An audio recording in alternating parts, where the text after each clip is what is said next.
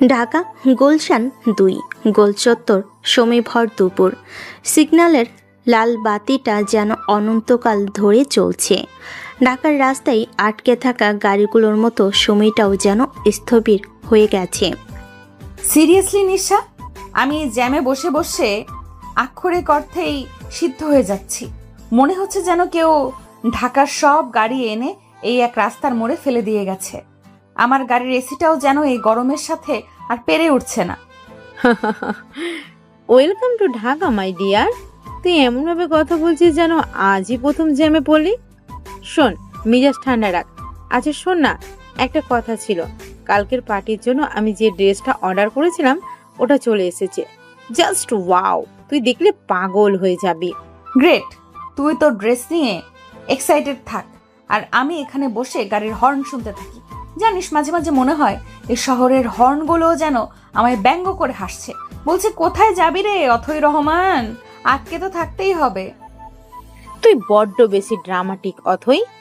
আচ্ছা বাদ দে, আঙ্কেলের কি খবর? এখনো কি তোর লাইফস্টাইল নিয়ে তার লেকচার দেওয়া বন্ধ হয়নি, নাকি ডোজ আরো বেড়েছে? বেড়েছে মানে? এখন তো দিন রাত 24 ঘন্টাই চলে। সকালে ঘুম থেকে উঠি তার দায়িত্ব জ্ঞানহীনতার বকা শুনে, আর রাতে ঘুমাতে যাই ভবিষ্যৎ নিয়ে ভাবার উপদেশ নিয়ে। তার ধারণা আমি নাকি জীবনটাকে উড়িয়ে দিচ্ছি। আরে বাবা, আমার বয়স কত? আমি এখন জীবনটা উপভোগ করব না তো কবে করব? কবরে গিয়ে? একদম ঠিক বলেছিস। তবে আঙ্কেলও হয়তো তার জায়গা থেকে ঠিক। তুই যেভাবে বন্ধু বান্ধবদের জন্য অকাতরে খরচ করিস, যেভাবে হুটহাট প্ল্যান করে দেশের বাইরে চলে যাস, বাবা হিসেবে চিন্তা তো হবেই। এটা চিন্তা নয় নিশা, এটাকে বলে কন্ট্রোল করা। উনি চান আমি তার হাতের পুতুল হয়ে থাকি। তার পছন্দ করা ছেলের সাথে আমার বিয়ে হবে, তার দেখানো পথে আমি চলবো, তার ব্যবসার হাল ধরবো। আমার নিজের কি কোনো ইচ্ছা অনিচ্ছা থাকতে নেই? আমি তার মেয়ে, তার ক্লোন নই। আমি বুঝতে পারছি দোস্ত, কিন্তু তুই তো জানিস রাফিদ ভাইয়ের সাথে তোর বিয়ের কথাটা কিন্তু বেশ জোরালো ভাবেই চলছে দুই পরিবারে। কালকের পার্টিতে হয়তো আঙ্কেল এই ব্যাপারে কিছু অ্যানাউন্সমেন্টও করতে পারে। অসম্ভব। রাফিদ একটা আস্ত উজবুক, টাকা ছাড়া আর কিছুই বোঝে না। তার সাথে দুটো কথা বলার মতো টপিকও খুঁজে পাওয়া যায় না। ওর পৃথিবীটাই হলো ব্র্যান্ড, পার্টি আর শো অফ। ওকে বিয়ে করার আগে আমি বিষ খেয়ে মরে যাবো, তবুও। কথা শেষ করার আগে সিগন্যাল সবুজ হয়ে গেল। সামনের গাড়িগুলো ধীরে ধীরে এগোতে শুরু করলো। ছাড় এসব। সিগন্যাল ছেড়েছে, আমি তোকে পরে কল দিচ্ছি। এই জ্যামের রাজ্য থেকে আগে নিজেকে উদ্ধার করি। বাই। ফোনটা কেটে পাশের সিটে ছুঁড়ে ফেলল অথই। তার ফর্সা মুখটা রাগে আর বিরক্তিতে লাল হয়ে আছে। এক্সিলেটরে সজোরে চাপ দিতেই কালো মার্সিডিসটা যেন একটা ক্ষুধার্ত চিতার মতো লাফিয়ে সামনে এগিয়ে গেল। গাড়িটা যখন তীব্র গতিতে গুলশান অ্যাভিনিউ ধরে ছুটছিল, তখন রাস্তার পাশের এক খাবারের দোকান থেকে উচ্ছিষ্টের লোভে ছুটে আসা একটা পথকুকুর আচমকাই চলে আসে গাড়ির সামনে। বিপদটা কয়েক সেকেন্ডের। অথই সজোরে স্টিয়ারিংটা বাম দিকে মোচড় দিল। বিকট টায়ার ঘষার শব্দে পথচারীরা চমকে তাকালো। গাড়িটা নিয়ন্ত্রণ হারিয়ে ফুটপাতের দিকে চলে গেল, যেখানে এক মধ্যবয়সী লোক সাইকেলে করে ধীরে সুস্থে যাচ্ছিলেন। লোকটার চোখে ভয়ে বিস্ফোরিত। মৃত্যু নিশ্চিত জেনে হয়তো চোখ বন্ধ করে ফেলেছিলেন তিনি, কিন্তু ঠিক শেষ মুহূর্তে যেন মাটি খুঁড়ে উদয় হলো কেউ। ছাইরঙ্গা টি শার্ট পরা এক যুবক ঝড়ে বেগে লোকটাকে সাইকেলে সহ টেনে একপাশে সরিয়ে নিল, কিন্তু নিচে সরার সময় পেল না। অথয়ের মার্সিডিসের সামনে বাম্পারটা সজোরে এসে আঘাত করলো তার পায়ে। একটা চাপা আর্তনাদ বাতাসে মিলিয়ে গেল। মুহূর্তের মধ্যেই চারপাশে একটা ছোটখাটো ভিড় জমে গেল। অথই রাগে কাঁপতে কাঁপতে গাড়ি থেকে নামলো। তার প্রথম নজর পড়ল গাড়ির বাম্পারে লাগা পিচ্ছিল দাগটার দিকে। What the hell is wrong with you? চোখ কি বাসায় রেখে রাস্তায় বেরিয়েছেন নাকি? মরার জন্য আমার গাড়িটাই খুঁজে পেয়েছিলেন? রাস্তার মাঝখানে এটা কি গরুর হাট পেয়েছেন যে যেদিকে খুশি চলে আসবেন? জিদান তখন পায়ের অসহ্য যন্ত্রণা চেপে কোনো মতে উঠে দাঁড়ানোর চেষ্টা করছে। তার ছেঁড়া জিন্সের ফাঁক দিয়ে রক্ত গড়িয়ে পড়ছে। সে ফুটপাতের ড্রিল ধরে নিজেকে সামনে নিল, তারপর শান্ত চোখে তাকালো অথয়ের দিকে। মেয়েটার চোখে মুখে কোনো উদ্বেগ বা অনুশোচনার লেশ মাত্র নেই। আমার জন্য চিন্তা করার আগে নিজের গাড়ির চিন্তাটা করুন ম্যাডাম। দেখুন কি সুন্দর একটা দাগ লাগিয়ে দিলাম আপনার মসৃণ সৌন্দর্যে। ইস, খুব খারাপ লাগছে আমার। নতুন গাড়ি মনে হচ্ছে। জিদানের এমন অপ্রত্যাশিত শান্ত ও বিদ্রুপাত্মক উত্তরে অথই যেন আরো বেশি জ্বলে উঠল। সে ভেবেছিল ছেলেটা এখন হয় কাঁদবে, নয়তো ক্ষতিপূরণের জন্য পায়ে পড়বে। Shut up. সাহস যে আমার সাথে মুখে মুখে তর্ক করছিস? এই তুই জানিস আমি কে? তোর মতো 10টা লোককে আমি কিনে আনার বেচে দিতে পারি। একটা সামান্য রাস্তার লোক হয়ে আমার গাড়ির সামনে এসেছিস, আবার আমার সাথে গলাবাজি করছিস। আপনি কে সেটা জানার আগ্রহ আমার বিন্দুমাত্র নেই ম্যাডাম, কিন্তু আপনি যে একজন মানুষ নন, নিছকই টাকার অহংকারে অন্ধ হয়ে যাওয়া একটা পুতুল, সেটা আপনার কথাতেই স্পষ্ট। আর রাস্তার লোক বলছেন, এই রাস্তাটায় আপনার যতটা অধিকার আমারও ঠিক ততটাই। আপনার বাবা নিশ্চয়ই পুরো ঢাকা শহরটা কিনে নেননি। ভিড়ের মধ্য থেকে কেউ একজন ফিসফিস করে বলল, ছেলেটা তো ঠিক কথাই বলছে। অথয়ের কান পর্যন্ত কথাটা পৌঁছাতে তার কান গরম হয়ে গেল। তোর সাহস তো কম না, তুই আমাকে সভ্যতা শেখাবি? হ্যাঁ, অ্যাক্সিডেন্ট করেছিস তুই, আর তোর করছিস আমার। একটা সাইকেলওয়ালাকে বাঁচাতে গিয়ে আমার এত দামি গাড়ি এই হাল করেছিস, তার জন্য তোর তো আমার পা ছুঁয়ে যাওয়া উচিত। প্রথমত, অ্যাক্সিডেন্ট আমি করিনি, আপনার বেপরোয়া ড্রাইভিং করেছে। দ্বিতীয়ত, আমি কোনো সাইকেলওয়ালাকে বাঁচাতে যাইনি, একজন বাবাকে বাঁচাতে গিয়েছিলাম, যিনি হয়তো এই সাইকেল চালিয়েই তার পরিবারের জন্য রুটি রুজি আয় করেন। আপনার কাছে হয়তো এই গাড়ির বাম্পারটা অনেক দামি, কিন্তু ওই লোকটার কাছে তার জীবনের দাম তার থেকেও অনেক বেশি। নাকি আপনার কাছে জীবনের দামও গাড়ির সিসি দিয়ে মাপা হয়? হো, তাহলে এখন ফিলোসফি ছাড়া হচ্ছে? বাহ, বেশ তো। তোদের মতো ফকিরদের মুখে আবার বড় বড় কথা। আমি জানি তোদের আসল মতলবটা কি। বড় গাড়ি দেখলেই হলো, ইচ্ছে করে সামনে এসে ঝাঁপিয়ে পড়বি, তারপর দুটো পয়সার জন্য নাটক করবি। বল, কত টাকা চাই তোর? তোর এই ভাঙা পায়ের দাম কত বল? অথয়ের কথায় জিদানের শান্ত মুখটা এক মুহূর্তের জন্য কঠিন হয়ে উঠল। তার চোখের দৃষ্টি তীক্ষ্ণ হয়ে উঠল। টাকা? আপনি সবকিছু টাকা দিয়ে বিচার করেন, তাই না? ভালোবাসা, সম্মান, জীবন সবকিছুই আপনার কাছে টাকার অঙ্কে মাপা। কিন্তু জেনে রাখুন ম্যাডাম, পৃথিবীতে এমন কিছু জিনিস আছে যা আপনার বাবার ব্যাংকের সমস্ত টাকা দিয়েও কেনা যায় না। তার মধ্যে একটা হলো আত্মসম্মান। আত্মসম্মান? হ্যাঁ, তোর মতো একটা রাস্তার ছেলের আবার আত্মসম্মান? লেকচার রাখ তোর, আমার সময় নষ্ট করিস না। এই নে তোর আত্মসম্মানের দাম। এই বলে অথই তার ভ্যানিটি ব্যাগ থেকে এক গোছা 500 টাকার নোট বের করে তার ছেলের সাথে জিদানের মুখের উপর ছুঁড়ে মারল। নোটগুলো প্রজাপতির মতো উঠতে উঠতে জিদানের পায়ে আর রাস্তার ধুলোয় লুটোপুটি খেতে লাগলো। এই দৃশ্য দেখে ভিড়ের মধ্যে থাকা সবাই ছিছি করে উঠল। জিদান এক দৃষ্টিতে পায়ের কাছে পড়ে থাকা টাকাগুলোর দিকে তাকিয়ে রইল, তারপর খুব ধীরে ধীরে ঠোঁট তুলে অথয়ের দিকে তাকালো। তার ঠোঁটের কোণে আবার ফিরে এসেছে সেই অদ্ভুত হাসিটা। আপনার মতো সুন্দরীর হাতে আহত হওয়াটাও হয়তো এক ধরনের সৌভাগ্য, কিন্তু আজ বুঝলাম আপনার মতো সুন্দরীর মনের সংস্পর্শে আসাটা তার থেকেও বড় দুর্ভাগ্য। আপনার রূপটা বাইরের, ভেতরটা এই রাস্তার ধুলোর চেয়েও নোংরা। জিদানের শেষ কথাটা যেন একটা চাবুকের মতো অথয়ের আত্মসম্মানে আঘাত করলো। এই প্রথম কেউ তার মুখের উপর এমন কথা বলার সাহস করলো। টাকাগুলো রাস্তাতেই পড়ে থাকে ম্যাডাম, কুকুরটাকেও তো বাঁচাতে পারলেন না। হয়তো কোনো ক্ষুধার্ত মানুষের পেট ভরবে, আপনার পাপের বোঝা তাতে যদি কিছুটা কমে।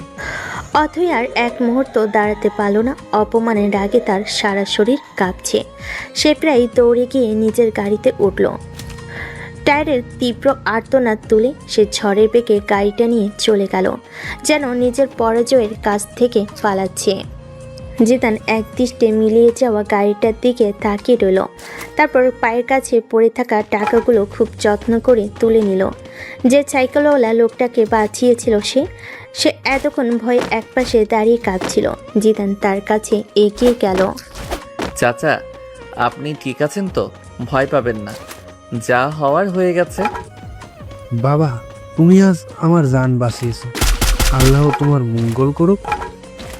ওই অহংকারী মাইয়াটা তোমার কত কথা শোনাইলো, আমার খুব খারাপ লাগছে বাবা। বাদ দিন তো চাচা, বড় লোকদের কথা গায়ে মাখতে নেই। এই নিন, এই টাকাটা আপনি রাখুন। জিদান পুরো টাকার গোছাটা লোকটার হাতে গুঁজে দিল। লোকটার বিস্ময়ে আর কৃতজ্ঞতায় অবাক হয়ে গেল। এ কি করলা বাবা? এটা তো তোমার চিকিৎসার টাকা। আমার চিকিৎসা আমি করিয়ে নিতে পারবো চাচা। আপনি এই টাকা দিয়ে আপনার ছেলেমেয়ের জন্য কিছু কিনে নিয়ে যাবেন। যান, সাবধানে বাড়ি ফিরে যান। লোকটার চোখে জল উপেক্ষা করে জিদান একবার খুঁড়িয়ে খুঁড়িয়ে ভিড় ঠেলে এগিয়ে গেল। তার মুখটা নির্বিকার, কিন্তু চোখ দুটো অসম্ভব গভীর, যেন এইমাত্র ঘটে যাওয়া ঘটনাটা তার জীবনে কোনো আচরিক কাটাতে পারেনি। কিন্তু সত্যি কি তাই, নাকি এটা ছিল এক নতুন ঝড়ের পূর্ব আভাস, যেটা কেবল সময়ই বলতে পারবে? সন্ধ্যার সময় রহমান ভিলা অথয়ের বাড়ি। রহমান ভিলার বিশাল ড্রয়িং রুমটা মূল্যবান আসবাব আর শৌখিন জিনিসপত্রে সাজানো। দেওয়ালে ঝুলছে বিখ্যাত শিল্পীদের আঁকা দামি পেন্টিং। কিন্তু এই বাড়ির দেওয়ালে কান পাতলে এখন শুধু গুমট নীরবতা আর চাপা টেনশন ছাড়া আর কিছুই শোনা যায় না। জনাব আশফাক রহমান দেশের অন্যতম শীর্ষস্থানীয় ব্যবসায়ী। তার প্রিয় চামড়ার সোফাটায় হেলান দিয়ে বসে আছেন। তার কপালে চিন্তার গভীর ভাঁজ। হাতে ধরা দামি ব্র্যান্ডের চায়ের কাপটা কখন ঠান্ডা হয়ে গেছে সেদিকে তার খেয়ালই নেই। রহিম ওই থেকে ফিরেছে? বাড়ির পুরনো বিশ্বস্ত কর্মচারী রহিম জবাবে বলে, জি স্যার, ছোট ম্যাডাম তো ঘন্টাখানিক আগেই ফিরেছে। ফিরে সোজা নিজের ঘরে চলে গেছে। মুখটা খুব ভার ছিল স্যার, কিন্তু জিজ্ঞেস করার সাহস পাইনি। ওর মুখ আজকাল আর হালকা থাকে কখন? ওর মা বেঁচে থাকতে মেয়েটা এমন ছিল না, বড্ড হাসি রসি প্রান্তবন্ত ছিল। আর এখন যে অহংকার আর বেপরোয়া মনোভাব ছাড়া ওর মধ্যে আর কিছুই অবশিষ্ট নেই। আমি বুঝতে পারছি না কিভাবে ওকে সামলাবো। ছোট ম্যাডাম আসলে মন থেকে খুব ভালো স্যার। মায়ের অভাবটা হয়তো এখনো মেনে নিতে পারিনি।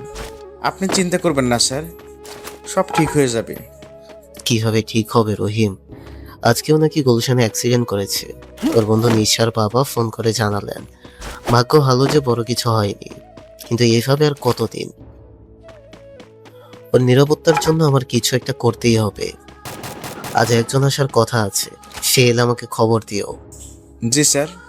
রহিম চলে যেতেই আশফাক রহমান চোখ বন্ধ করে সোফায় মাথায় এলিয়ে দিলেন। তার চোখের সামনে ভেসে উঠছে অথয়ের ছোটবেলার হাসি মাখা মুখটা।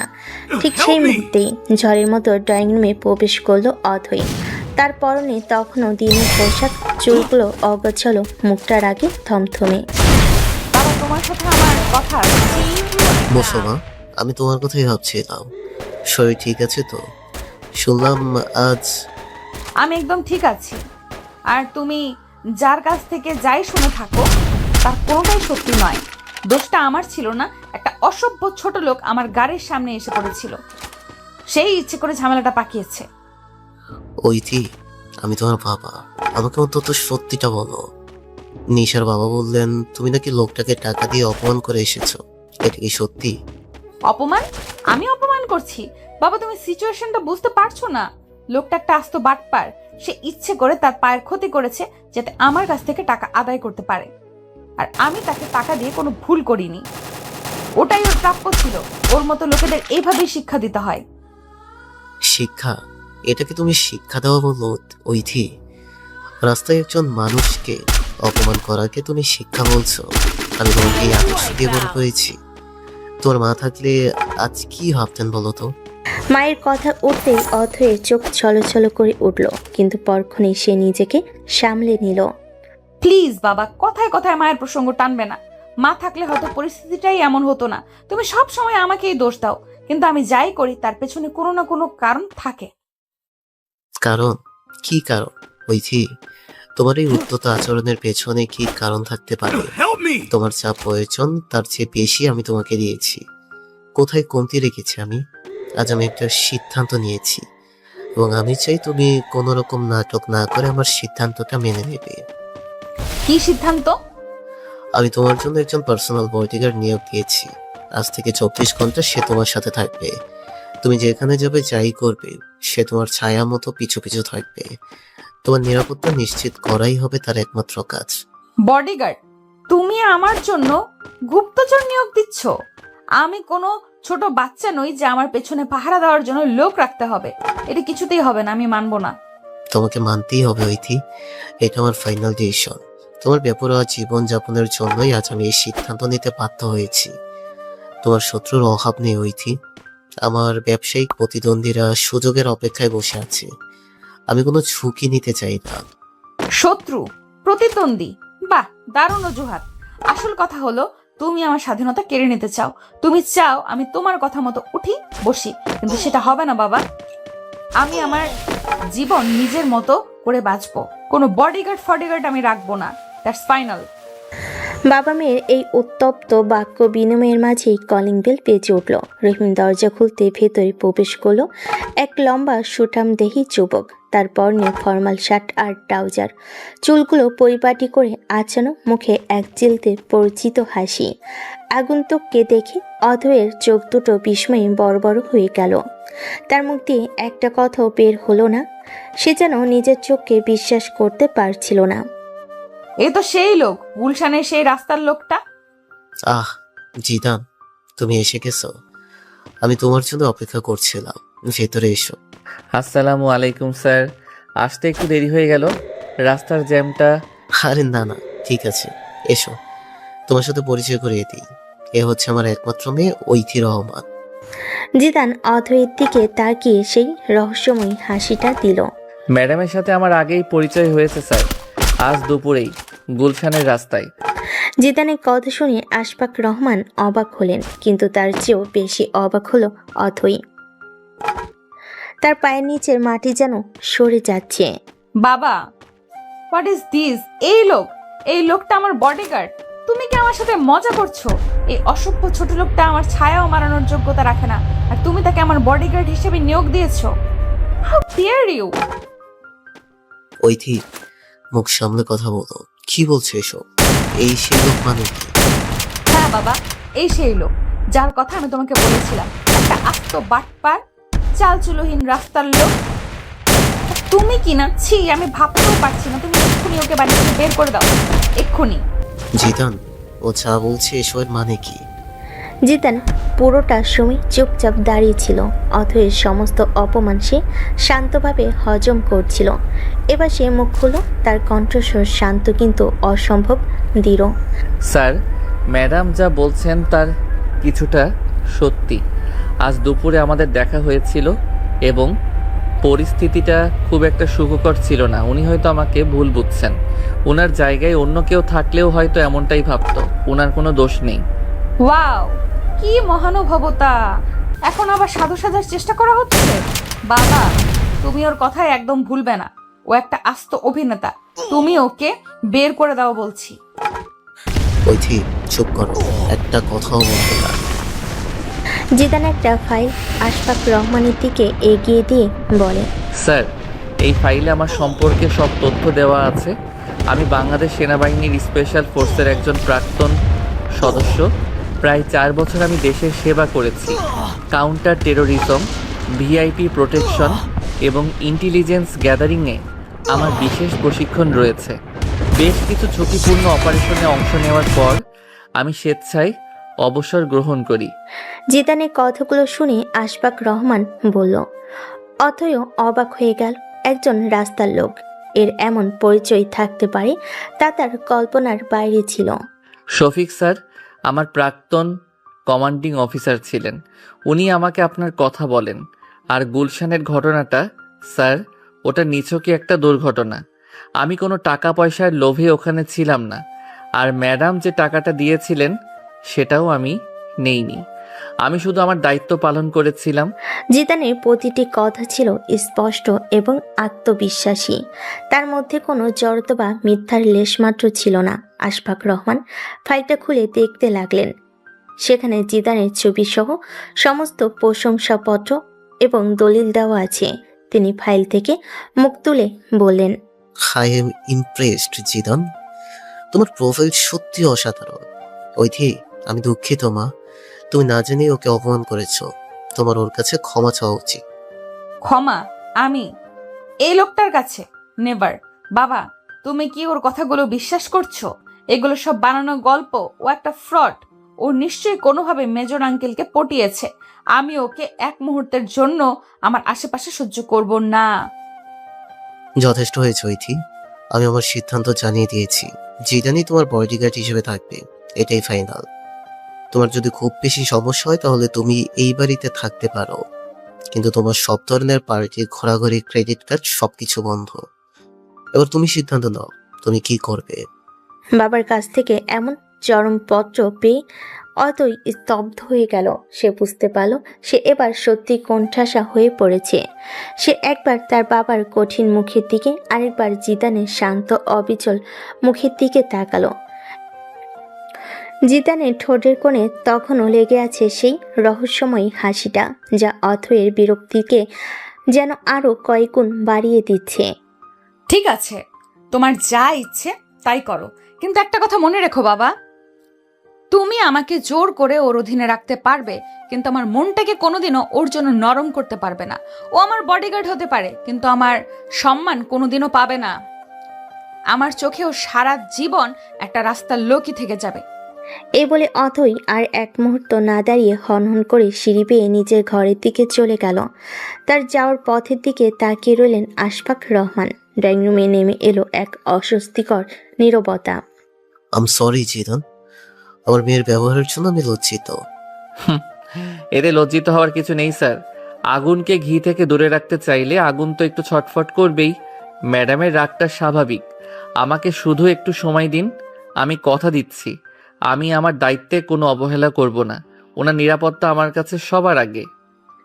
জিদানের আত্মবিশ্বাসী কথা আশফাক রহমান কিছুটা ভরসা খুঁজে পেলেন, কিন্তু তিনি জানতেন না এই আপাতত শান্ত পরিস্থিতিটা আসলে এক নতুন এবং আরও জটিল ঝড়ের পূর্ব আভাস মাত্র। অতই আর জিদানের এই অপ্রত্যাশিত সাক্ষাৎ তাদের দুজনের জীবনকে এক নতুন পথে ঠেলে দিতে চলেছে। সেখান থেকে ফেরার কোনো উপায় হয়তো আর থাকবে না। পরের দিন রাতে রেডিসন ব্লু হোটেলের জমকালো হলরুমের ভেতরটা যেন এক টুকরো আকাশ। উপলক্ষ জনাব আশফাক রহমানের ব্যবসায়িক পার্টনারের ছেলে রাফিজ চৌধুরীর বাগদান। অতই একটা দামি নীল গাউন পরে এসেছে। তার মুখে একটা মেয়ে কি হাসি লাগানো, কিন্তু চোখ দুটো বারবার খুঁজে ফিরছে পালিয়ে যাওয়ার পথ। তার কয়েক হাত দূরে একটা পিলারের পাশে ছায়ার মতো দাঁড়িয়ে আছে জিদান। তার পরনে কালো স্যুট, তীক্ষ্ণ দৃষ্টি ঘুরে বেড়াচ্ছে হলরুমের প্রতিটি কোণায়। নিশা অথয়ের কানে কাছে মুখ এনে বলে, কি রে, তুই এমনভাবে দাঁড়িয়ে আছিস কেন? তোকে কেউ জোর করে এখানে দাঁড় করিয়ে রেখেছে? আর তোর ওই বডিগার্ড তোকে যেভাবে চোখে চোখে রাখছে দেখে মনে হচ্ছে তুই কোনো দাগি আসামি। প্লিজ নিশা, ওর কথা বলে আমার মেজাজটা আরো খারাপ করিস না। বাবা জোর করে ওকে আমার সাথে পাঠিয়েছে, বলেছে আমার সম্মান বাঁচাতে চাইলে ওকে নিয়ে যাও। দেখেছিস অবস্থা, আমার নিজের কোনো প্রাইভেসি রইল না। মনে হচ্ছে গলায় একটা অদৃশ্য শেকল পরিয়ে দিয়েছে। কিন্তু লোকটা দেখতে তো একেবারে সিনেমার হিরোদের মতো। Seriously Othoi, tall, dark and handsome, আর ওই অ্যাটিটিউড, পুরো অ্যাংরি ইয়ং ম্যান। অনেক মেয়ে কিন্তু তোর দেখে হিংসায় জ্বলে যাচ্ছে। হিরো ছাই, ও একটা রাস্তার লোক ছাড়া আর কিছুই না। স্যুট পরলেই জেন্টলম্যান হওয়া যায় না নিশা। ওর ভেতরের অসভ্যতাটা আমি নিজের চোখে দেখেছি। আর বয়স কতই বা হবে, আমার চেয়েও ছোট মনে হয়। আমার পেছনে আমার চেয়ে ছোট একটা ছেলেকে পাহারা দেওয়ার জন্য লাগানো হয়েছে। ভাবা যায় কি লজ্জার ব্যাপার। অথই আর চোখে একবার জিদানের দিকে তাকালো। জিদানের দৃষ্টি তখন অন্যদিকে।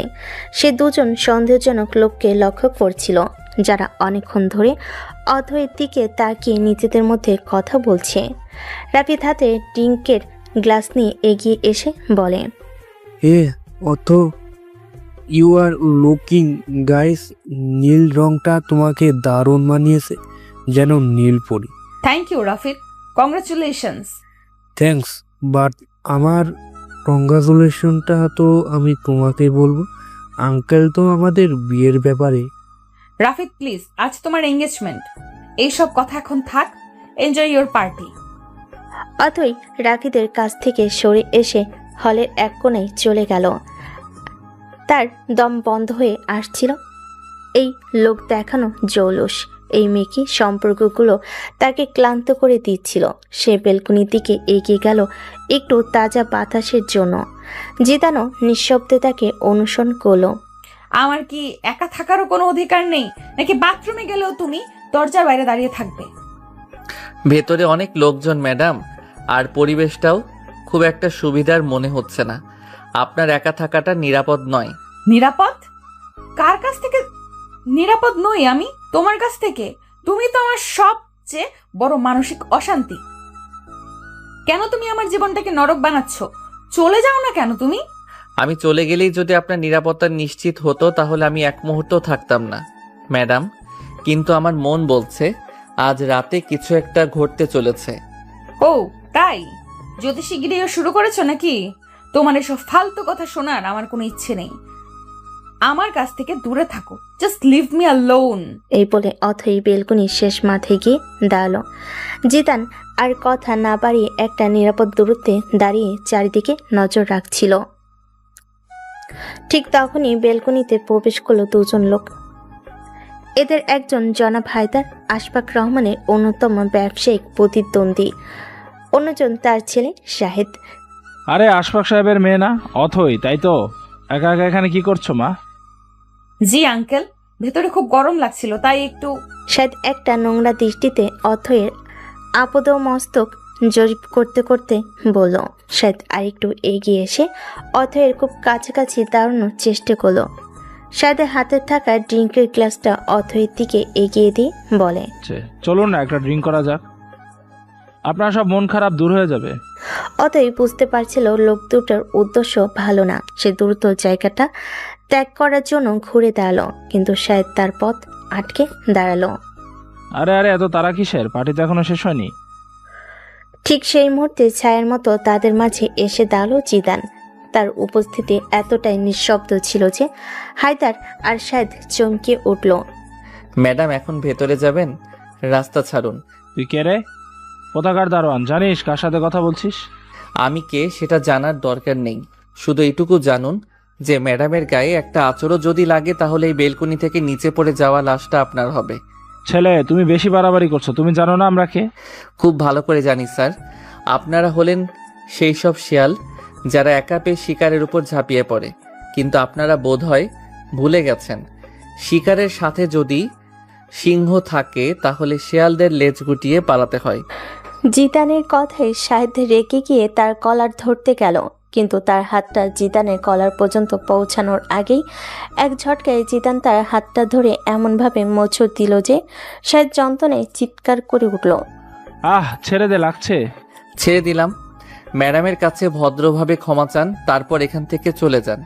আর দ্বিতীয়বার যদি আপনাদের উনার আশেপাশেও দেখি তাহলে হাতের বদলে ঘাটটাও মটকে দেব। জিদানের চোখের দিকে তাকিয়ে হায়দার ভয় পেয়ে গেল। তিনি বুঝতে পারলেন এই ছেলে শুধু কথার কথা বলছে না। ঠিক আছে ছেড়ে দাও ওকে। শাহেদ মাফ চেয়ে নাও। সরি। জিদান এক ঝটকায় শাহেদের হাতটা ছেড়ে দিল। হায়দার তার ছেলেকে নিয়ে প্রায় দৌড়ে বেলকনি থেকে পালিয়ে গেল। পুরো ঘটনাটা অথয়ের চোখের সামনে ঘটল। সে ভয়ে বিস্ময়ে আর এক অজানা অনুভূতিতে জমে গিয়েছিল। এই প্রথম সে জিদানের রৌদ্রমূর্তি দেখল। এ তো সেই রাস্তার লোক নয়, এ যেন এক অন্য কেউ। আপনি ঠিক আছেন ম্যাডাম? অথই কোনো উত্তর দিতে পারল না। সে শুধু ফ্যাল করে জিদানের দিকে তাকিয়ে রইল। চলুন ভেতরে যাওয়া যাক, জায়গাটা আর নিরাপদ নয়। অথই মন্ত্রমুগ্ধের মতো জিদানের পেছন পেছন হলরুমে ফিরে এলো। সারাটা রাস্তা সে একবারও জিদানের দিক থেকে চোখ ফেরাতে পারেনি। বাড়ি ফেরার পর থেকে রহমান ভিলাতে এক থমথমে পরিবেশ বিরাজ করছিল। আশফাক রহমান তার স্টাডি রুমে পায়চারি করছিলেন। তার মুখটা ফ্যাকাশে বিধ্বস্ত। ফোনের পর ফোন আসছে, আর প্রত্যেকটা ফোনে তার কপালে চিন্তার ভাঁজকে আরও গভীর করে তুলছে। রাতে খাবারের পর তিনি জিদানকে তার স্টাডি রুমে ডেকে পাঠালেন। ভেতরে এসো জিদান। স্যার আপনি ডেকেছেন? হ্যাঁ, বসো। আজ রাতের ঘটনার জন্য তোমাকে কি বলে যে ধন্যবাদ দেব আমি ভাষা খুঁজে পাচ্ছি না। তুমি না থাকলে আজ আমার মেয়ের কি হতো আমি ভাবতেও পারছি না। তুমি আজ শুধু আমার মেয়ের সম্মানই বাঁচাওনি, আমার মান মর্যাদা, আমার সবকিছু বাঁচিয়েছ। এটা আমার দায়িত্ব ছিল স্যার, এর জন্য ধন্যবাদের কোনো প্রয়োজন নেই। না জিদান, এটা শুধু দায়িত্ব ছিল না, তুমি যা করেছো তা একজন বাবাও তার সন্তানের জন্য করতে দুবার হাঁপত। হায়দারের মতো শয়তানদের আমি চিনি, ওরা সুযোগের অপেক্ষায় ছিল, আর আজ ওরা সেই সুযোগটা পেয়ে গিয়েছিল। আশফাক রহমান উঠে গিয়ে তার ঘরের সিন্দুক খুলেন। সেখান থেকে কিছু কাগজপত্র বের করে জিদানের সামনে রাখলেন। এই কাগজগুলো দেখো জিদান, আমার কোম্পানির শেয়ারের দাম গত এক সপ্তাহে হু হু করে পড়েছে। আমার সব বড় বড় ডিলগুলো হাতছাড়া হয়ে যাচ্ছে, ব্যাংকের সব লোন হোল্ড করে দেওয়া হয়েছে। আমি প্রায় দেউলিয়া হতে বসেছি জিদান, আমার সব শেষ হয়ে যাচ্ছে। কিন্তু হঠাৎ করে এমনটা হওয়ার কারণ কি স্যার? কারণ ওই হায়দার আর ওর মতো আরো কয়েকজন, ওরা সিন্ডিকেট করে আমার ব্যবসাটাকে ধ্বংস করে দিতে চাইছে। আর ওদের আসল উদ্দেশ্য হলো আমাকে পথে বসিয়ে আমার মেয়ে ঐথিকে ওদের ছেলে শাহেদের সাথে বিয়ে দেয়া, যাতে আমার অবশিষ্ট যা কিছু আছে সব ওরা দখল করে নিতে পারে। আজকের পার্টির ঘটনাটা ছিল তারই একটা ট্রেলার। কথাগুলো বলতে বলতে আশফাক রহমানের গলা ধরে এলো। একজন প্রভাবশালী ব্যবসায়ীর এই অসহায় রূপ দেখে জিদানও বিচলিত হলো। আমার কাছে আর কোনো পথ খোলা নেই জিদান, আমি আমার সবকিছু হারাতে রাজি আছি, কিন্তু আমার মেয়ের জীবনটা আমি কোনো শকুনের হাতে তুলে দিতে পারবো না। তাই আমি একটা খুব কঠিন সিদ্ধান্ত নিয়েছি। তিনি চেয়ারে বসে জিদানের চোখের দিকে সরাসরি তাকালেন। আমি চাই তুমি আমার মেয়েকে নিকাহ করো। প্রস্তাবটা যেন একটা বোমার মতো ফাটলো। জিদান বিস্ময়ে হতবাক হয়ে গেল। সে নিজের কানকে বিশ্বাস করতে পারছিল না। স্যার আপনি কি বলছেন এসব? আমি অথই ম্যাডামকে, এটা কিভাবে সম্ভব? সম্ভব জিদান, তোমাকে এটা সম্ভব করতে হবে। আমি জানি এটা তোমার জন্য খুব কঠিন, তুমি হয়তো ভাবছো আমি আমার বিপদ তোমার ঘাড়ে চাপিয়ে দিচ্ছি, কিন্তু বিশ্বাস করো এই মুহূর্তে তোমাকে আমার সবচেয়ে বিশ্বস্ত এবং নিরাপদ আশ্রয় বলে মনে হচ্ছে। ঐতিহ্যের যদি একবার বিয়ে হয়ে যায় তাহলে হায়দারের মতো লোকেরা আর ওকে নিয়ে কোনো ষড়যন্ত্র করতে পারবে না, আইনে হবে ওদের সব পথ বন্ধ হয়ে যাবে। কিন্তু স্যার ম্যাডাম কি এটা মেনে নেবেন? উনি তো আমাকে সহ্যই করতে পারেন না। আর তাছাড়া আমি ওনার চেয়ে বয়সে ছোট, আমার বয়স 24 আর ম্যাডামের 25। সমাজ কি বলবে? উনি কি তার চেয়ে ছোট একটা ছেলেকে স্বামী হিসেবে মেনে নিতে পারবেন? সমাজের কথা আমি ভাবছি না চিতান, আমি শুধু আমার মেয়ের নিরাপত্তার কথা ভাবছি। আর বয়সের এই সামান্য পার্থক্যটা কোনো ব্যাপারই না, আমি ওকে বোঝাবো, প্রয়োজনে আমি ওকে বাধ্য করব, কিন্তু তোমাকে রাজি হতে হবে জিতা, প্লিজ। আমার এই উপকারটা তোমাকে করতেই হবে, তুমি যা চাইবে আমি তোমাকে তাই দেব, আমার অর্ধেক সম্পত্তি আমি তোমার নামে লিখে দেব। স্যার প্লিজ সম্পত্তির কথা বলবেন না। আপনি আমাকে যে বিশ্বাসটা করেছেন সেটাই আমার জন্য অনেক বড় পাওয়া। কিন্তু এটা শুধু আমার বা আপনার সিদ্ধান্তের ব্যাপার নয়, এটা ম্যাডামের সারা জীবনের প্রশ্ন। ওর জীবনটা বাঁচানোর জন্যই তো এই সিদ্ধান্ত জিদান, তুমি রাজি না হলে আমার আর কোনো উপায় থাকবে না, হয় আমাকে ওই থেকে ওই শয়তানদের হাতে তুলে দিতে হবে, নয়তো আমাকে সপরিবারে এই দেশ ছেড়ে পালিয়ে যেতে হবে। বলো জিদান, তুমি কি আমার এই শেষ অনুরোধটা রাখবে না? জিদান আশফাক রহমানের অসহায় অশ্রুসিক্ত চোখের দিকে তাকালো। একজন বাবার এমন আর্তনাদ সে উপেক্ষা করতে পারল না। তার চোখের সামনে ভেসে উঠল অথয়ের ভীত সন্তুষ্ট মুখটা। সে একটা দীর্ঘশ্বাস পেল। আমি রাজি স্যার। জিদানের সম্মতিতে আশফাক রহমান যেন প্রাণ ফিরে পেলেন। তিনি দ্রুত উঠে গিয়ে অথৈকে ডেকে আনার জন্য লোক পাঠালেন। কিছুক্ষণ পর অথৈ স্টাডি রুমে প্রবেশ করলো, তার মুখে বিরক্তি। এক্সকিউজ মি, বাবা এত রাতে আবার কি হলো? আমার ঘুম পাচ্ছে। ঘরে জিদানকে দেখে তার বিরক্তি আরো বেড়ে গেল। ও এখানে কি করছে? বসো ইথি, তোমার সাথে আমার খুব জরুরি কথা আছে। বাবার গলার স্বর শুনে অথৈ কিছুটা অবাক হলো। সে একটা চেয়ারে বসলো। আমি একটা সিদ্ধান্ত নিয়েছি, আজ রাতেই এই বাড়িতে তোমার বিয়ে হবে। বিয়ে? এত রাতে? কার সাথে? রাফিদের সাথে? না, জিদানের সাথে। কথাটি শোনার সাথে সাথে অথৈ পৃথিবীটা যেন দুলে উঠল। সে কয়েক মুহূর্ত কোনো কথাই বলতে পারল না। তারপর অবিশ্বাসের হাসি হাসলো। খুব ভালো জোকস বাবা, আমি প্রায় বিশ্বাসই করে ফেলেছিলাম। এখন বলো আসল ব্যাপারটা কি? এটা কোনো জোকস নয় ইথি, আমি যা বলছি সত্যি বলছি। আমি কাজীকে ফোন করে দিয়েছি, তিনি কিছুক্ষণের মধ্যেই এসে পড়বেন। এবার অথয়ের হাসি মিলিয়ে গেল, তার মুখটা ফ্যাকাশে হয়ে গেল। সে তার বাবার দিকে, তারপর জিদানের দিকে তাকালো। তোমার মাথা ঠিক আছে বাবা? তুমি কি বলছো? তুমি নিজে বুঝতে পারছো তুমি আমার বিয়ে দিবে এই লোকটার সাথে, তোমার বাড়ির একজন কর্মচারীর সাথে? ও কর্মচারী নয় ইথি, ও আজ তোমার জীবন বাঁচিয়েছে। জীবন বাঁচিয়েছে তার মানে এই নয় যে আমি ওকে বিয়ে করে নেব। তুমি পাগল হয়ে গেছো বাবা, সত্যিই পাগল হয়ে গেছো। আর এই যে তুমি, তোকে তুমি করেও বলা যাবে না। তোর সাহস কত বড় যে তুই আমার বাবাকে এসব আবল তাবল বোঝানোর চেষ্টা করেছিস? কত টাকা খেয়েছিস তুই আমার বাবার কাছ থেকে? বল। ম্যাডাম, আপনি আবার ভুল বুঝছেন। চুপ, একটাও কথা বলবি না। তোর মুখেও আমি কিছু শুনতে চাই না। অথৈ আবার তার বাবার দিকে ফিরল, তার চোখ দিয়ে জল গড়িয়ে পড়ছে। প্লিজ বাবা, আমার সাথে এমনটা করো না। ও আমার চেয়ে ছোট। তুমি কি চাও লোকে আমাকে নিয়ে হাসাহাসি করুক, সবাই বলুক অথৈ রহমান আর কাউকে না পেয়ে নিজের চেয়ে ছোট নিজের বডিগার্ডকে বিয়ে করেছে? আমি অপমান সহ্য করতে পারবো না বাবা, আমি মরে যাব। বেঁচে থাকার জন্য এই বিয়েটা প্রয়োজন মা। পরিস্থিতি কতটা জটিল তুমি কিছুই জানো না। আশফাক রহমান তাকে পুরো ঘটনাটা খুলে বলেন।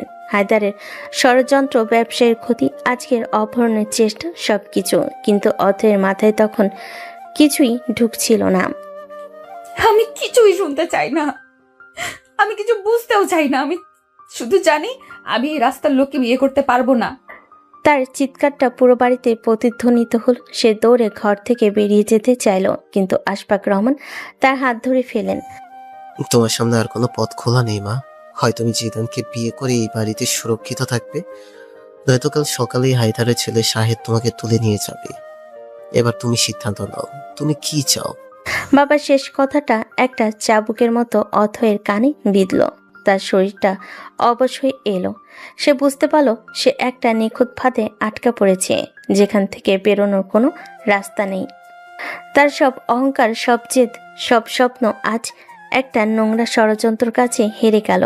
সে কান্নায় ভেঙে পড়ে মেঝেতে বসে রইল। জিদান স্থির দৃষ্টিতে তাকিয়ে রইল। তার মুখে কোনো অনুভূতি ফুটে উঠল না, কিন্তু তার ভেতরটা হয়তো এই অসহায় মেয়েটির জন্য দুমড়ে মুচড়ে যাচ্ছিল।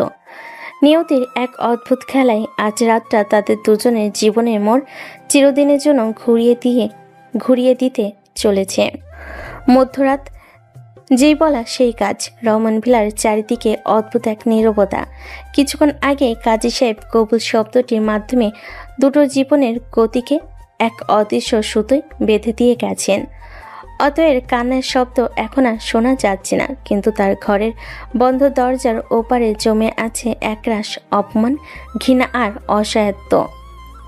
পুরো বাড়ির যখন ঘুমে আচ্ছন্ন, তখন আশফাক রহমান জিদানকে সাথে নিয়ে অথয়ের ঘরের সামনে এসে দাঁড়ালেন। জিদান, আমি জানি পরিস্থিতিটা খুব কঠিন, কিন্তু আজ রাতটা তোমাদের। চেষ্টা করো ওর সাথে কথা বলার। ও খুব জেদি, কিন্তু মনটা নরম। হয়তো ও তোমার কথা বুঝবে। আপনি চিন্তা করবেন না স্যার, আমি সবটা সামলে নেব। আপনি গিয়ে বিশ্রাম করুন। আশফাক রহমান একটা দ্বিধাগ্রস্ত মন নিয়ে ভিতরে চলে গেলেন। জিদানকে কয়েক মুহূর্ত দরজার দিকে তাকিয়ে থাকতে দেখে জিদান কয়েক মুহূর্ত দরজার দিকে তাকিয়ে রইল। তারপর খুব সাবধানে দরজার হাতলে হাত রাখলো। দরজাটা ভেতর থেকে লক করা, সে জানতো এমনটাই হবে। সে দরজায় আলতো করে টোকা দিল। অথই, দরজাটা একটু খুলবে? ভেতর থেকে কোনো সাড়া এলো না, শুধু একটা ফুলদানি মেঝেতে আছড়ে পড়ার শব্দ পাওয়া গেল। দেখো, আমি জানি তুমি খুব রেগে আছো, তোমার রাগ হওয়াটাই স্বাভাবিক, কিন্তু এভাবে দরজা বন্ধ করে রাখলে কি কোনো সমাধান হবে? আমরা তো আর শত্রু নই। শত্রু? তুই আমার 14 গোষ্ঠীর শত্রু। তোর সাহস কি করে হয় আমার নাম ধরে ডাকার? আর কোন সাহসে তুই আমার দরজার সামনে দাঁড়িয়ে আছিস? 1 মিনিটের মধ্যে যদি তুই এখান থেকে না যাস, তাহলে আমি চিৎকার করে সারা বাড়ির লোক জড়ো করব, বলবো আমার বডিগার্ড আমার ঘরে ঢোকার চেষ্টা করেছে। তাহলে তো খুব ভালোই হয়, সবাই জানবে নতুন জামাই তার বউয়ের ঘরে ঢোকার জন্য কতটা মরিয়া হয়ে উঠেছে। বাড়ির লোক হয়তো হাসাহাসি করবে, কিন্তু তাতে আমার কোনো লজ্জা নেই। বউ তো আমারই, তাই না?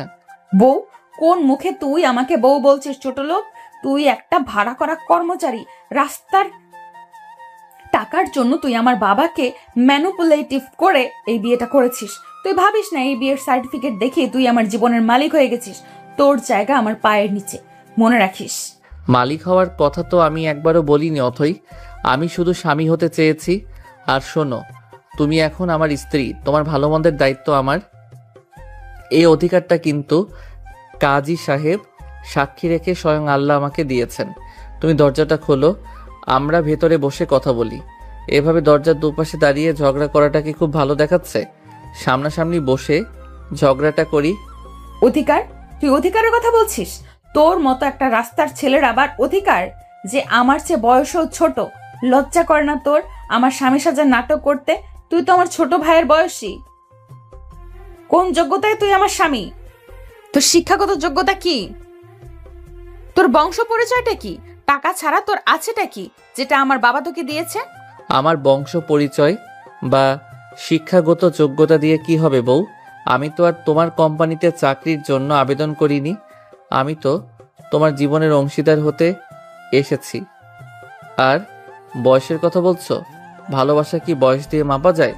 আমাদের নবীজি হতো তার চেয়ে বড় খাদিজা রাদিয়াল্লাহু তাআলা আনহুকে বিয়ে করেছিলেন, সেখানে তো ভালোবাসার কোনো কমতি ছিল না।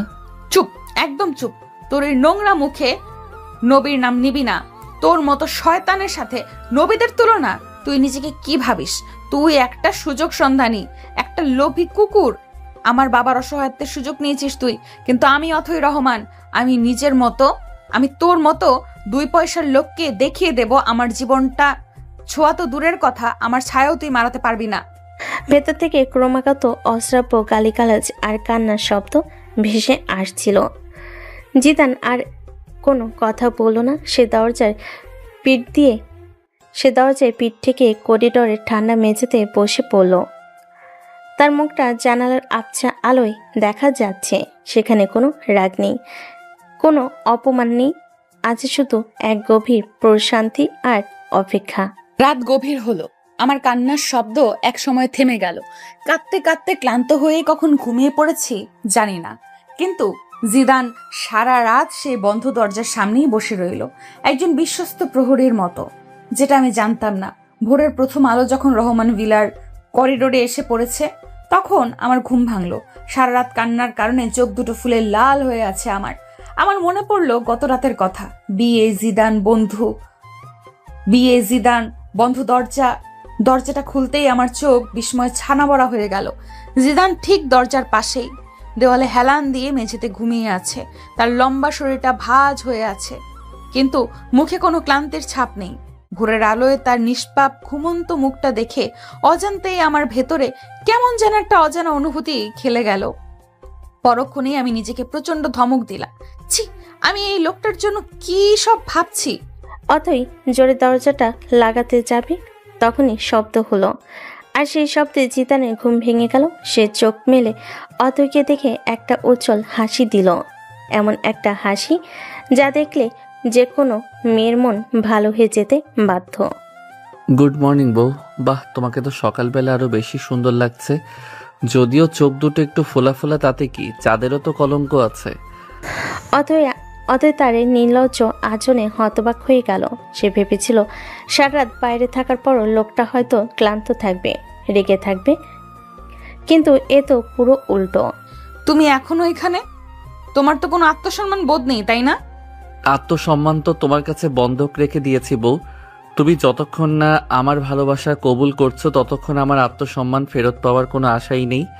যাই হোক, এসব কথা পরে হবে, আগে বলো ঘুমটা ভালো হয়েছে তো? আমার কিন্তু মেঝেতে ঘুমিয়ে পিঠে খুব ব্যথা হয়ে গেছে। আজ রাতে কিন্তু আমি আর কোনোভাবেই মেঝেতে ঘুমাচ্ছি না, সোজা তোমার পাশে, তোমার বিছানায় এবং তোমার বুকে ঘুমাবো। এই বলে জিদান চোখ টিপল। অথৈর আগে গজগজ করতে করতে কিছু বলতে যাবে, তার আগে দেখলো জিদানের হাতে একটা ট্রেতে ধোয়া ওঠা কফির মগ, টোস্ট আর তার পছন্দের অরেঞ্জ জুস। তোমার জন্য নাস্তা বানিয়ে আনলাম। আমার নতুন বউ নিশ্চয়ই কাল রাত থেকে কিছু খাইনি। নাও, খেয়ে নাও, তারপর আমরা সারাদিন ধরে ঝগড়া করার জন্য শক্তি পাবো, তাই না? আমার এসবের কোনো প্রয়োজন নেই, আর খবরদার আমার জন্য এসব করার নাটক করবে না। নাটক কেন হবে বউ? এটা তো আমার কর্তব্য।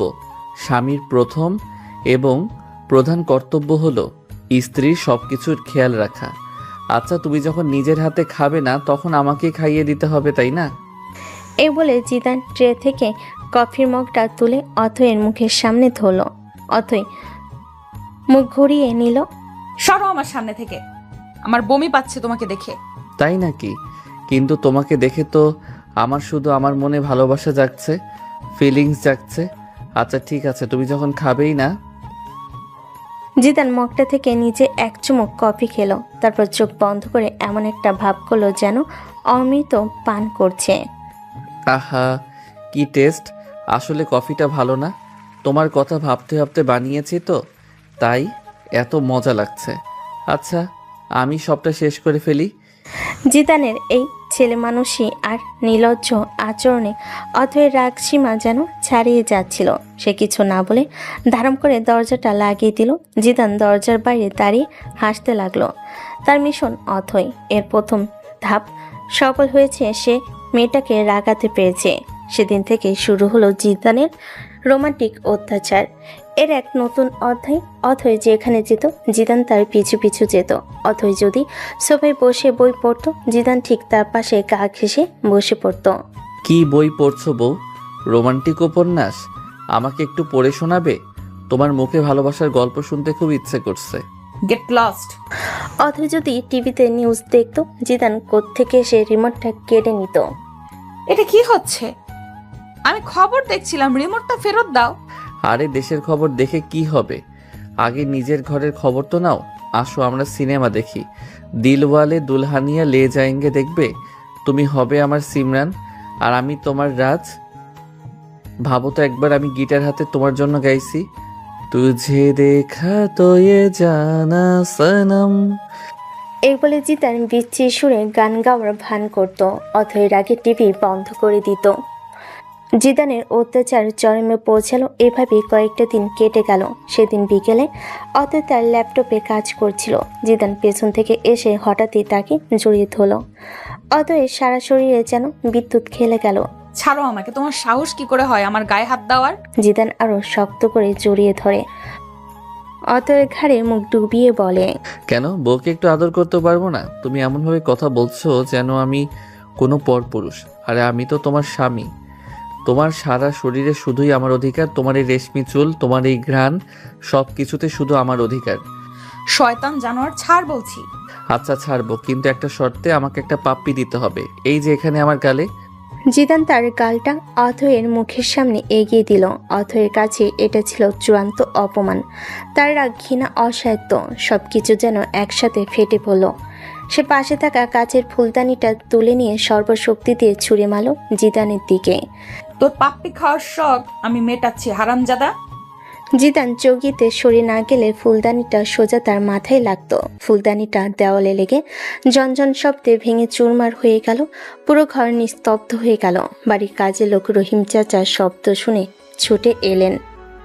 ম্যাডাম, স্যার, আপনারা ঠিক আছেন তো? জিদান ভাঙ্গা কাচের টুকরোগুলোর দিকে তাকিয়ে রইল, তারপর খুব ধীরে ধীরে অথৈর দিকে ফিরল। তার মুখে এবার হাসি নেই, আছে এক অদ্ভুত দৃষ্টি। অথৈ ভয়ে কাঁপছিল। সে বুঝতে পারছিল এবার সে সীমা ছাড়িয়ে গেছে। সে ধীরে ধীরে অথৈর দিকে এগিয়ে আসতে আসতে বলে। তুমি আমাকে মেরে ফেলতে চেয়েছিলে বউ। তোমার রাগটা দেখছি দিন দিন খুব বেড়ে যাচ্ছে। এর চিকিৎসা করা দরকার। আর আমার মনে হচ্ছে এর একটাই চিকিৎসা আছে। এরপর থেকে রাগ উঠলে ফুলদানি ছুড়বে না, সোজা আমাকে সেইভাবে আদর করবে। কারণ তুমি আমার স্ত্রী, আর তোমার রাগের উপরও শুধু আমারই অধিকার। বুঝেছো আমার অবাধ্য সিনিয়র বউ? আমি কাঁপতে কাঁপতে মেঝেতে বসে পড়লাম। চোখ দিয়ে অঝরে জল গড়িয়ে পড়ছে। আমি আজ দ্বিতীয়বারের মতো এই লোকটার কাছে হেরে গেলাম। আর আমি পকেটে হাত গুজে শীষ দিতে দিতে ঘর থেকে বেরিয়ে গেলাম যেন কিছুই হয়নি। কিন্তু আমি জানি বরফ গলতে শুরু করেছে। এই টানাপোড়েন আর খুনসুটির খেলাটা যে সবেমাত্র শুরু হলো। আজ রাতে রহমান ভিলা অস্বাভাবিক রকম শান্ত। অথই তার বাবার কোম্পানির বোর্ড মিটিংয়ের জন্য একটা অত্যন্ত গুরুত্বপূর্ণ প্রেজেন্টেশন তৈরি করছে। আগামীকালের এই প্রেজেন্টেশনের উপর কোম্পানির একটি বড় ডিল নির্ভর করছে। অতই গত এক সপ্তাহ ধরে দিনরাত এক করে এটার পেছনে শ্রম দিয়েছে। স্টাডি রুমের বড় টেবিল জুড়ে ছড়িয়ে ছিটিয়ে আছে কাগজপত্র, ফাইল। অথয়ের মনোযোগ তার ল্যাপটপের স্ক্রিনে। তার আঙ্গুলগুলো দ্রুত গতিতে কিবোর্ডের ওপর চলছে। রাত প্রায় 2টো বাজে। Almost done. আর মাত্র কয়েকটা স্লাইড বাকি। থ্যাংক গড, কালকের প্রেজেন্টেশনটা ভালোই হয়ে গেলেও বাবা নিশ্চয়ই খুব খুশি হবেন। অন্তত কিছুদিনের জন্য হলেও তার দুশ্চিন্তা কমবে। ঠিক তখনই ঘটল বিপর্যয়টা। ল্যাপটপের স্ক্রিনটা হঠাৎ নীল হয়ে গেল। কিছু হিজিবিজি লেখা ভেসে উঠল। তারপরেই স্ক্রিনটা পুরোপুরি অন্ধকার হয়ে গেল। অথয়ে বুকের ভেতরটা স্যাত করে উঠল। What? No no no, please, এমনটা হতে পারে না। সে বারবার পাওয়ার বাটন চাপতে লাগলো, কিন্তু কোনো লাভ হলো না। ল্যাপটপটা যেন মরে গেছে। অথয়ের মাথায় যেন আকাশ ভেঙে পড়ল। তার গত এক সপ্তাহের সমস্ত পরিশ্রম, সমস্ত ডেটা, চার্ট, গ্রাফ সব একসাথে ওই কালো স্ক্রিনটার ভেতরে বন্দি। হায় আল্লাহ, এখন কি হবে? আমি এখন কি করব? তার গলা দিয়ে স্বর বেরোচ্ছে না, চোখে পানি চলে এসেছে। অসাধ্য আর হতাশায় সে টেবিলের উপর মাথায় রেখে ফুপিয়ে কেঁদে উঠল। দরজার বাইরে করিডোরে দাঁড়িয়ে থাকা জিদান সবটাই লক্ষ্য করছিল।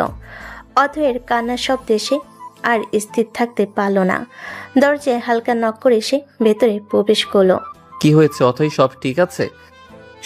সব শেষ হয়ে গেল। আমার ল্যাপটপটা ক্র্যাশ করেছে। আমার সব ডেটা, আমার পুরো প্রেজেন্টেশনটা সব নষ্ট হয়ে গেছে। কাল সকালে বোর্ড মিটিং। আমি এখন কি করব?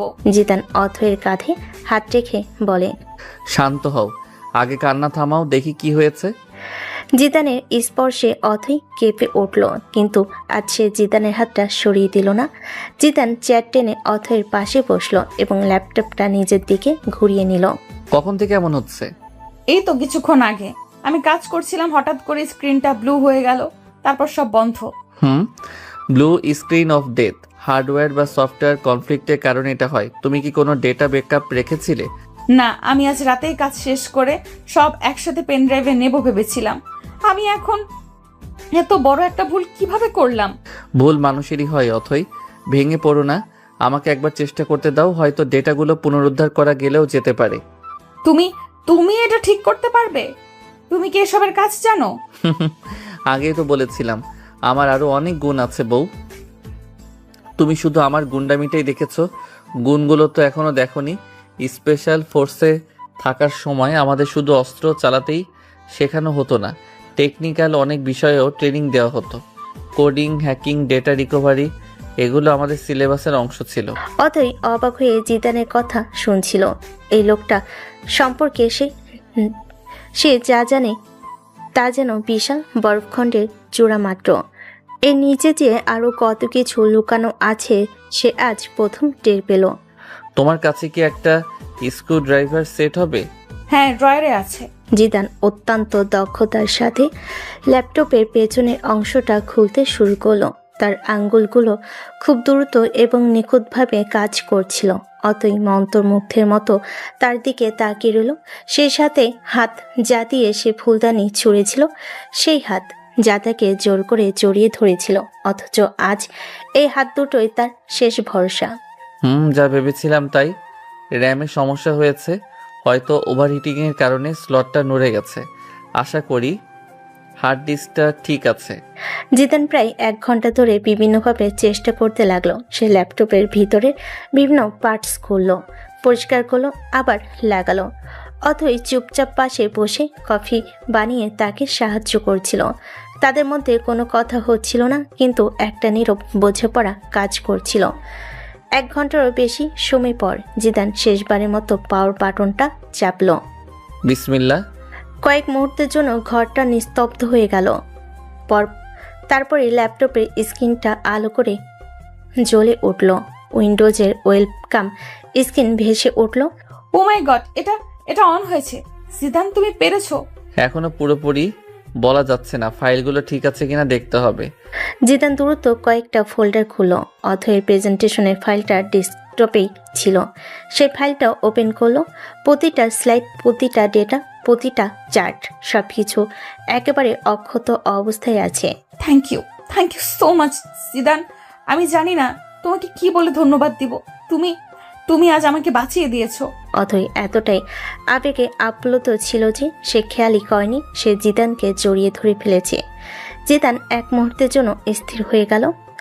অথয়ের শরীরে উষ্ণতা, তার চুলের ঘ্রাণ, সবকিছু মিলে জিদানের ভিতর এক অদ্ভুত প্রশান্তি এনে দিল। সে আলতো করে অথয়ের পিঠে হাত রাখল। বলেছিলাম না আমি আছি। কয়েক মুহূর্ত পর অথই নিজে ভুল বুঝতে পারল। সে লজ্জা পেয়ে জিদানের কাছ থেকে দ্রুত সরে গেল। তার গাল দুটো লাল হয়ে গেছে। আমি আসলে খুব এক্সাইটেড হয়ে গিয়েছিলাম, সরি। সরি কেন? স্বামীর বিপদে আপদে স্ত্রী তো এভাবেই পাশে দাঁড়াবে, তাই না? আর তাছাড়া ধন্যবাদটা তো অন্যভাবেও দেওয়া যেত। জিদান তার গালের দিকে ইশারা করলো। অথয়ের এবার লজ্জা লাগার বদলে হাসি পেয়ে গেল। সে মুখ ঘুরিয়ে হাসলো। এই প্রথম জিদানের কোনো কথায় সে রাগ করার বদলে হাসলো। যাও এখন তাড়াতাড়ি বাকি কাজটা শেষ করে নাও, আগামীকাল প্রেজেন্টেশন আছে, তার জন্য রেডি হও। এরপর জিদান ঘর থেকে বেরিয়ে গেল। আমি প্রেজেন্টেশনের শেষ অংশটুকু করতে বসলাম, কিন্তু মনটা কিছুতেই কাজে বসছিল না। চোখের সামনে বারবার জিদানের মুখটা ভেসে উঠছিল। মনে হচ্ছিল এই লোকটা একটা রহস্যের বাক্স, যার বাইরে যতই কঠিন আর বিরক্তিকর হোক না কেন, ভেতরটা হয়তো ততটাই নির্ভরযোগ্য। পরের দিন অফিস থেকে কাজ শেষ করে যখন অথই ক্লান্ত বিধ্বস্ত শরীরে বাড়ি ফিরল, তখন রাত প্রায় 10টা। তার প্রেজেন্টেশন খুব ভালো হয়েছিল। বোর্ডের সবাই তার কাজের প্রশংসা করেছে। বাবা তাকে ফোন করে অভিনন্দন জানিয়েছে।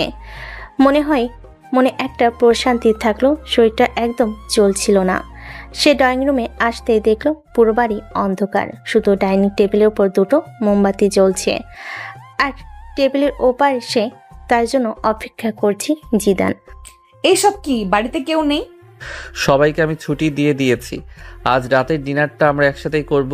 তোমার জন্য আমি নিজের হাতে স্যুপ বানিয়েছি, চিকেন কর্ন স্যুপ, তোমার ফেভারিট। অথই অবাক হয়ে টেবিলের দিকে তাকালো। সুন্দর করে দুটো স্যুপের বাটি সাজানো, সাথে গার্লিক ব্রেড, মোমবাতি, নরম আলোয় জিদানের মুখটা অদ্ভুত মায়াবী লাগছিল। তুমি এত কিছু কেন? কারণ আমার বউ আজ একটা বড় যুদ্ধ জয় করে ফিরেছে, তার সেলিব্রেশন তো করতেই হবে, তাই না? তাছাড়া তুমি সকাল থেকে কিছুই খাওনি, এখন যদি স্যুপটা না খাও তাহলে কিন্তু আমি আবার আমার পুরনো অ্যাটিটিউডে ফিরে যাব। অথই চুপচাপ চেয়ারে বসে পড়ল। তার কিছু বলার ভাষা ছিল না। জিদান তার সামনে স্যুপের বাটিটা এগিয়ে দিল। স্যুপের প্রথম চামচটা মুখে নিয়ে অথয়ের শরীর মন দুটোই যেন জুড়িয়ে গেল। স্যুপটা অসাধারণ হয়েছে। অনেক টেস্টি হয়েছে। হবে না, ভালোবাসা দিয়ে বানিয়েছি যে। অথই মুখ তুলে জিদানের দিকে তাকালো। মোমবাতির আলোয় জিদানের চোখ দুটো চকচক করছে। সে চোখে আজ কোনো দুষ্টামি নেই, কোনো অধিকার ফলানোর চেষ্টা নেই, আছে শুধু একরাশ মমতা। আমার কঠোর হৃদয়ের বরফটা যেন এই উষ্ণ স্যুপের মতোই গলতে শুরু করলো। আমি এই প্রথমবার অনুভব করলাম জিদান শুধু আমার উপর চাপিয়ে দেওয়া কোনো স্বামী বা বিরক্তিকর বডিগার্ড নয়, সে তার চেয়েও বেশি কিছু। সে একজন ভরসার মানুষ, একজন বন্ধু, একজন আপনজন। এই উপলব্ধিটা আমার ভেতরটাকে এক অদ্ভুত ভালো লাগায় ভরিয়ে দিল। আমি হয়তো এখনো জিদানকে ভালোবাসতে শুরু করিনি, কিন্তু তার জন্য এক টুকরো নরম অনুভূতি আজ ঠিকই জন্ম নিল আমার মনের গভীরে। আর ভালোবাসা, সেটা হয়তো এই নতুন উপলব্ধির পথ ধরেই একদিন এসে পড়বে। ডাইনিং টেবিলের উপরে রাখা মোমবাতি দুটো প্রায় গলে এসেছে। তাদের নরম কাঁপন ধরা আলোয় জিদান আর অথৈর মুখটা মায়াবী দেখাচ্ছে। বাইরে ঝিরঝির করে বৃষ্টি পড়ছে, কাছের জানালায় বৃষ্টির ফোঁটাগুলো মুক্তোর মতো লাগছে। ঘরের ভেতরটা উষ্ণ, শান্ত আর ভালোবাসার এক নিরূপ প্রতিশ্রুতিতে পরিপূর্ণ।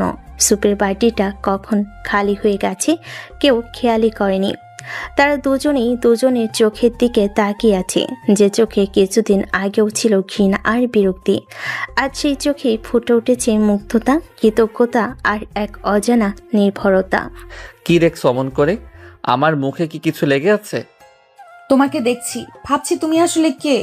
তুমি কি সেই লোক যাকে আমি প্রথম দিন রাস্তায় অপমান করেছিলাম, নাকি তুমি সেই বডিগার্ড যে আমাকে ছায়ার মতো আগলে রেখেছিলে, নাকি তুমি সেই স্বামী যে আমার সব জেদ সব অত্যাচার মুখ বুজে সহ্য করেছে, নাকি তুমি আজকের এই মানুষটা যে আমার সবচেয়ে বড় বিপদে আমার পাশে এসে দাঁড়িয়েছে?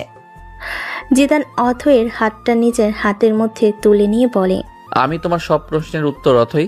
আমি তোমার অতীতের সেই তিক্ত স্মৃতি, আমি তোমার বর্তমানের সেই ছায়াসঙ্গী, আর আমি তোমার ভবিষ্যতের সেই স্বামী হতে চাই যার বুকে মাথা রেখে তুমি নিশ্চিন্তে ঘুমাতে পারবে। আমি শুধু জিদান নই, আমি তোমার জিদান।